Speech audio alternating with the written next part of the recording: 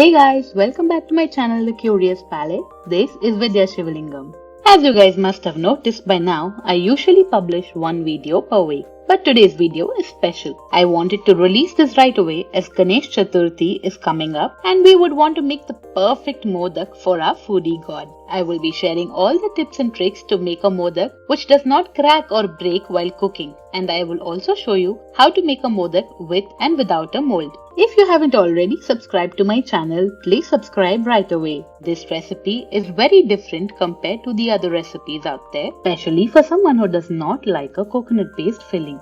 So without further ado, let's begin. Here's a quick look at the ingredients needed to make this healthy dessert. For the filling, we only need 3 simple ingredients, and if you want to, you can even skip the sesame seeds. Take a mixer jar, add half a cup of roasted peanuts, 1/3 cup of jaggery powder or grated jaggery, and 1/4 cup of white sesame seeds. Just give it a few pulses in the mixer. You could alternatively also just crush these together using a rolling pin. And we only want to make this a coarse powder, so don't grind it too much. And a few peanuts, if left unground, is totally fine. That's it, the filling is ready. See how simple that was?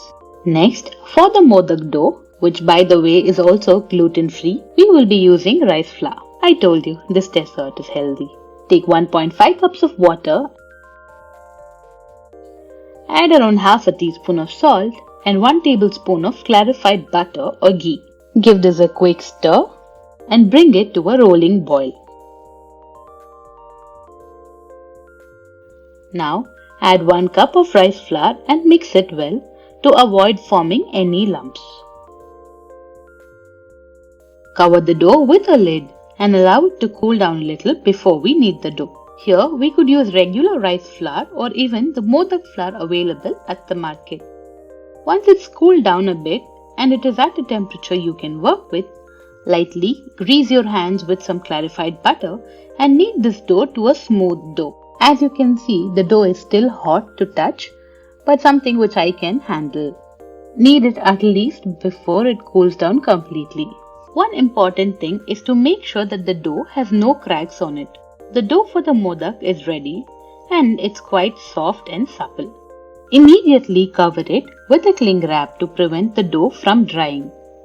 If it does get dry, then you could just sprinkle some hot water and knead again. This dough ensures you have a soft modak even after it has been cooked and cooled down. Now I will be showing you 3 ways of making the modak. The easiest one, of course, is using a mold. Lightly grease the mold with some clarified butter and close it. Stuffing the mold with the dough after closing ensures that there are no cracks. Stuff the dough and spread it across the walls evenly. Remember to keep the remaining part of the dough covered with the cling wrap.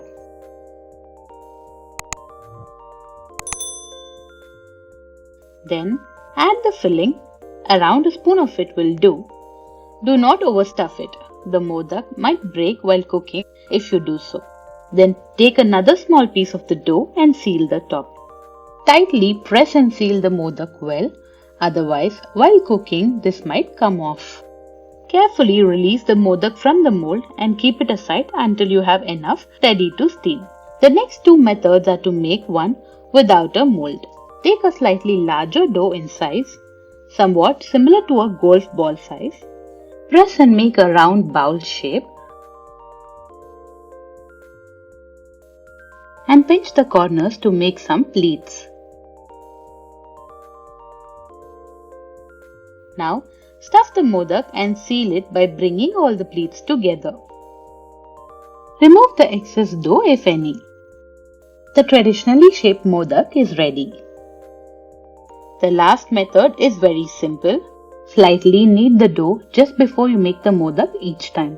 Make a flat disc and place the stuffing in the center. Make sure the dough is neither too thick nor too thin. If it is too thin, then it would break while cooking. If it's too thick, then there won't be a good balance between the dough and the filling. Fold it in half and press and seal them together.